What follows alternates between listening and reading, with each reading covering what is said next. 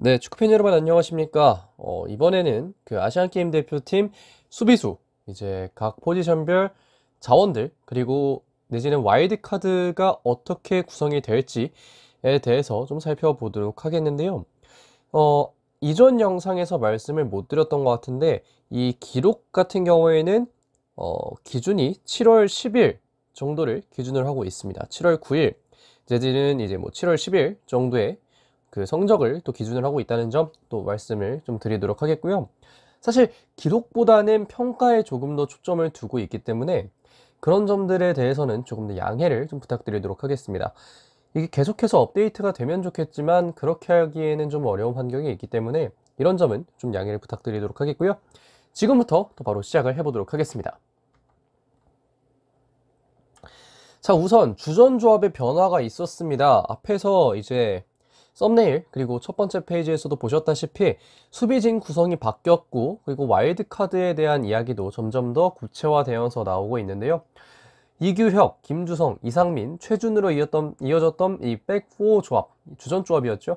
여기서 이규혁 선수가 폼이 떨어지고 조현택 선수와 이태석 선수가 올라오면서 이 왼쪽을 시작으로 여러가지 센터백 진영에서도 변화가 발생할 수 있다라는 예측이 나오고 있고, 저 역시 비슷한 관점을 가지고 있습니다.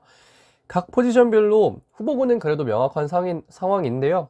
뭐 이전에 이규혁 선수 같은 경우에는 폼이 많이 떨어지면서 이후에 소개해드릴 레프트백 풀에서는 이름이 좀 제외되기는 했지만, 뭐 이상민, 김주성 뭐 이 선수들은 여전히 이 아시안게임 수비수 명단 안에 들어갈 수 있는 폼 보여주면서 이 영상에서도 다시 한번 또 소개를 드릴 예정이고요. 현재 와일드카드 후보로는 풀백의 서령우, 이제 센터백의 박진섭 선수가 굉장히 유력하게 거론이 되고 있습니다. 뭐 여러 가지 커뮤니티에서도 루머로 이제 이 선수들이 명단에 들 것이다, 뭐 이런 이야기를 하고 있는데요. 사실 뭐 어떻게 될지는 아직 정확하지 않지만 뭐 이런 후보군들이 나와 있다는 것 정도 말씀을 드리면서 우선 레프트백부터 시작해 보도록 하겠습니다. 자, 레프트백 2월 영상이었죠. 개막 이전 영상에서는 이규혁 선수를 메인으로 해서 조현택 그리고 이태석 선수가 이 백업 내지는 또 주전 경쟁을 위해서 노력을 하고 있었던 시간이 있었는데요. 지금 보면 이규혁이 제외되고 조현택과 이태석이 주전 경쟁을 하고 있는 체제라고 좀 말씀을 드리고 싶습니다. 자, 우선 조현택 선수부터 좀 더 얘기를 해보면요.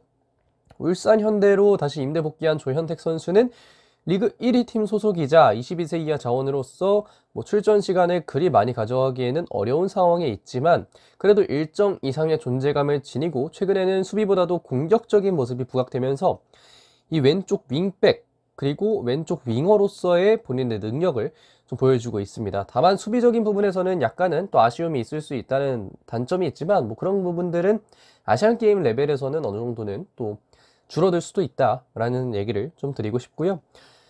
뭐 울산현대에서는 20경기 뛰기는 했지만 이 평균 시간을 생각하면 20분 남짓 뛰었기 때문에 이 이후에 소개드릴 이태석과 비교해서는 약간은 출전 시간이 좀 적은 편이긴 하지만 조현택은 뭐 연령별 대표팀에서 꾸준히 또 뛰어왔다는 점이 굉장히 또 황선홍 감독에게는 큰 점수로 다가갈 수 있지 않을까라는 생각을 또 하게 됩니다.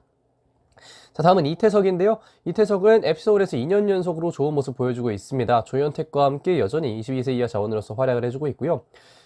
뭐 조현택 때도 말씀해 드렸지만 수비력은 이 선수들이 다소 아쉽습니다. 아직 경험이 많이 쌓이지 않았고 그런 것들이 이 선수들의 수비력에 있어서는 약간은 부정적으로 볼 수 있게 만드는 그런 포인트들을 좀 보여주고 있기는 한데요. 그럼에도 불구하고 공격적 측면에서 뭐 본인의 위치 선정이라던가 킥이라던가 뭐 전술적인 어떤 머리라고 해야 될까요? 전술적인 어떤 지능이 상당히 좋은 선수이기 때문에 이태석 선수는 안익수 감독의 축구에서도 상당히 또 좋은 능력을 보여주고 있는 상황이라고 얘기를 드릴 수가 있겠습니다. 여전히 서울의 뭐 주전 왼쪽 풀백이라고 얘기를 드리고 싶고, 이 6월 친선 경기를 기점으로 해서 또 주전으로 뛸 수도 있다라는 예상을 하게끔 만들었습니다. 이거는 뭐 황선홍 감독의 발표가 어떻게 나느냐에 따라 다르겠지만요. 이태석 선수 역시 또 항저우 아시안게임에 갈 수 있을 만한 여력이 충분하다라는 점을 또 말씀을 드릴 수가 있을 것 같습니다. 자, 다음으로 라이트백으로 넘어가 보도록 하겠습니다. 라이트백 역시 2월 영상에서는 최준을 중심으로 해서 김태환과 민경현이 들어갈 수 있다라고 말씀을 드렸었는데요. 현재 상황을 보면 역시 최준은 그대로 남아있지만 민경현, 김태환은 제외되고 황재원 선수가 그 뒤에 서브로 들어와 있는 상황입니다.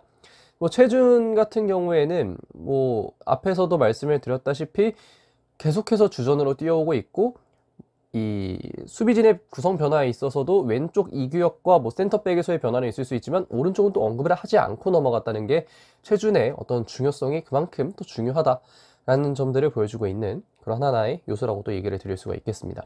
최준에 대해서 좀 더 본격적으로 살펴보면, 최준 같은 경우에는 뭐 20세 이하 폴란드에서 벌어졌던 20세 이하 월드컵 2019년에 준우승을 했었죠. 이 정정용호, 킹짱용호에서 굉장히 또 주축의 어떤 역할을 맡으면서 준우승을 하는데 상당히 큰 기여를 했습니다. 변화의 흐름에서도 비교적 자신의 자리를 잘 지켰다는 것은 또 앞에서 말씀을 드렸고, 양쪽 풀백을 모두 볼 수 있고 공격적인 능력도 상당히 뛰어나다는 것은 뭐 K리그2를 보신 분들이나 뭐 부산의 경기를 보신 분들이라면 응당 아실 수 있다고 생각을 합니다. 지난해에도 괜찮았지만 올해에도 점점 더 발전된 모습을 보여주고 있는 선수가 바로 또 최준 선수라고 할 수 있겠고요.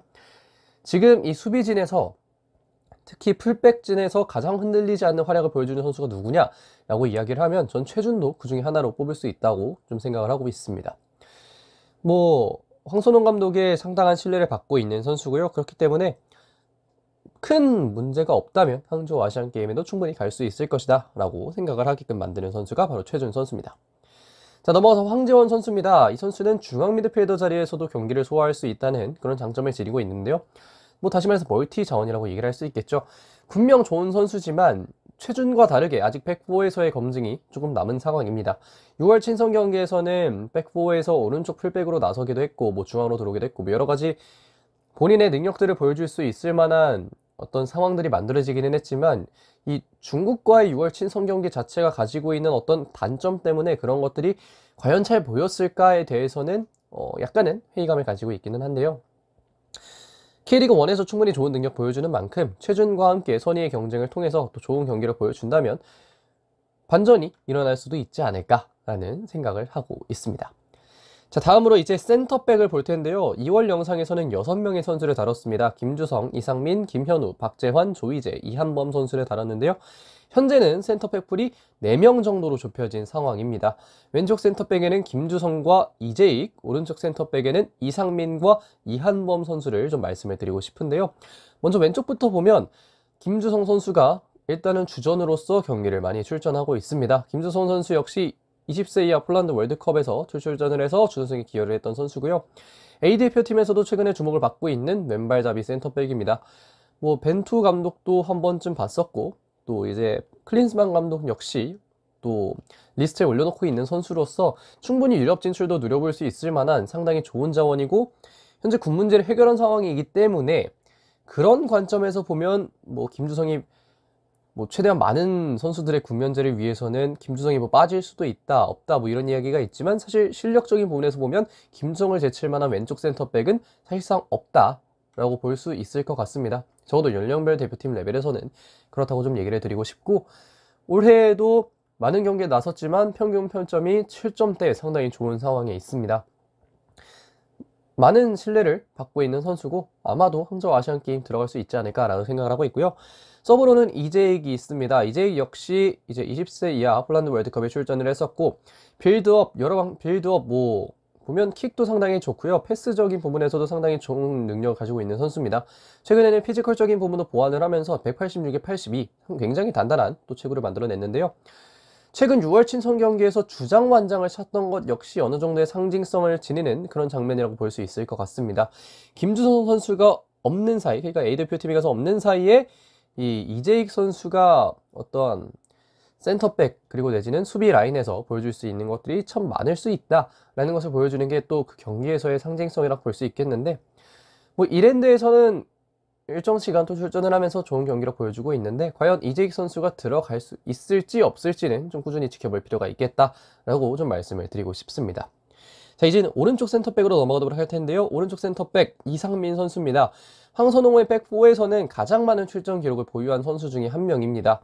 뭐 최준도 있고 그렇지만 뭐 센터백 자리에서는 가장 또 많은 경기를 뛰었던 선수라고 할 수 있겠는데요. 다만 이 아시안 게임이라는 어떻게 보면 국민들의 이목이 굉장히 또 많이 주목이 되는 그런 대회에서 과연 이상민 선수의 과거가 환영받을 수 있을 것인지, 이 부분에 대해서는 뭐 이상민 선수의 어떤 그런 것들은 뭐 요즘 비판을 굉장히 많이 받았고, 그렇기 때문에 이상민 선수도 뭐 이제는 뭐 이런 데서 좀 벗어날 수 있지 않을까라는 생각을 할 수도 있습니다. 물론 이건 상당히 좀 조심스러운 부분이기 때문에 제가 정확히 단정 지을 수는 없지만, 이런 부분들이 아시안 게임 명단에 승선하는 데에는 약간은 본인의 승선을 어렵게 만드는 요소가 될 수도 있다라는 얘기를 하고 싶고, 언더사이즈 센터백이지만 연령별 대표팀 레벨에서는 언더사이즈 센터백의 어떤 뭐 피지컬적인 단점이 크게 드러나지는 않기 때문에, 뭐 그런 점에서는 이상민 승선한다면 좋은 능력 보여주겠지만 승선할 수 있을지 없을지는 지켜볼 만한 필요가 있다는 생각을 하고요. 다음은 이한범입니다. 피지컬적인 부분이나 실력적인 부분이나 충분히 A대표팀에서 주전자원급은 아니더라도 뭐 A대표팀에 불려서 이제 뭐 훈련 정도 같이 할 수 있고 스쿼드 자원으로서는 충분히 활약할 수 있는 선수가 바로 이한범 선수라고 저는 생각을 하고 있습니다. 본인의 고질적인 부상 문제만 없다면, 그리고 좋은 폼을 지속적으로 유지한다면 이성민 선수가 본인의 그 이유 때문이 아니더라도 제쳐질 수도 있는 그런 상황을 만들어낼 수 있는 선수가 또 이한범이라고 생각을 하고요.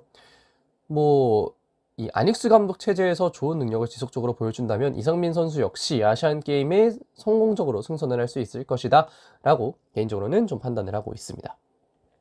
자, 넘어가서 와일드카드 유력했던 두 명의 선수죠. 서령우 선수와 박진섭 선수에 대해서 좀 살펴보도록 할 텐데요. 서령우 선수, 박진섭 선수 역시 뭐 많은 이야기가 필요한 선수는 아니지만 한 번씩 또 보도록 하겠습니다. 자, 먼저 풀백 서령우 같은 경우에는 해가 가면 갈수록 발전한 모습을 보여주는 현재 K리그 탑급 풀백이라고 얘기를 드릴 수가 있겠는데요. 클린스만 감독의 첫 픽 중 하나인 이유를 보여줄 어떤 여지는 굉장히 충분하다고 볼 수 있겠습니다. 이 아시안 게임에서 좋은 성적을 거둬서 병역 특례를 맞이한다면 이전에 이 서령우 선수가 받았던 뭐 외국에서의 오퍼, 특히 뭐 유럽에서의 오퍼를 실현시킬 수도 있지 않을까? 라는 생각이 들 정도로 서령우 선수는 굉장히 무궁무진한 능력을 가지고 있는 선수고, 앞으로 어떻게 성장할지가 더 기대되는 선수라고 좀 얘기를 드리고 싶고요. 올해 울산에서도 정말 좋은 모습 보여주면서 평균 평점인 7점대 굉장히 좋은 모습입니다. 현재 이 영상에서 다른 선수들 중에는 이 트랜스퍼마커트 기준 시장 가치도 가장 높은 선수라고 좀 얘기를 드릴 수가 있겠고, 그렇기 때문에 서령우 선수의 이 와일드카드 발탁은 뭐 큰 변수나 아니면 뭐 새로운 등장이 없다면 굉장히 또 유력하다라고 얘기를 할 수가 있을 것 같습니다. 자, 넘어가서 전북현대 박진섭인데요. 현재 K리그 센터백 자원 중 폼이 가장 좋은 선수 중 한 명에 뽑히는 또 선수라고 얘기를 드릴 수가 있겠습니다. 단순히 센터백뿐만이 아니라 수비형 미드필더까지 소화할 수 있다는 장점을 가진 선수고, 뭐 2023년에도 7.19라는 정말 좋은 평점 보여주면서, 물론 이 소파스코어가 이 작년과는 다르게 기록 같은 것들을 쿠팡 플레이어에서 직접 관리하면서, 또 쿠팡 플레이에서 직접 관리하기보다는 쿠팡 플레이에서 어떤 권한을 가지면서 그들이 원래 가졌던 정보들을 그대로 쓸 수 없다는 건 이 평점이라는 어떤 지표에 약간은 의문점을 던지게 할 수 있는 그런 포인트이긴 하지만, 그럼에도 평점이라는 게 여전히 또 주목이 되는 요소 중 하나인 만큼 또 주목할 만한 요소 중 하나가 아닌가라는 생각이 들고요. 전북에서 상당히 핵심적 역할을 하고 있고, 전북에서 보여줬던 폼을 그대로 보여준다면 이 아시안게임 대표팀에도 굉장히 큰 도움을 줄 수 있을 것이라고 생각이 되는 선수가 바로 박진섭 선수입니다. 자, 그렇게 해서 여기까지 아시안게임 대표팀 수비수 이제 풀을 마지막으로 체크를 해봤는데요. 수비진 구성도 바뀌었고 와일드카드에 유력한 선수들도 2명이나 있는 상황입니다. 그렇기 때문에 이 수비진 구성, 과연 명단에 어떤 선수들이 승선하고 어떤 선수들이 탈락할지가 좀 주목이 되는데, 과연 어떻게 이 이야기가 끝날지 끝까지 한번 지켜보도록 하겠습니다. 이번 영상은 여기까지 하겠습니다. 고맙습니다.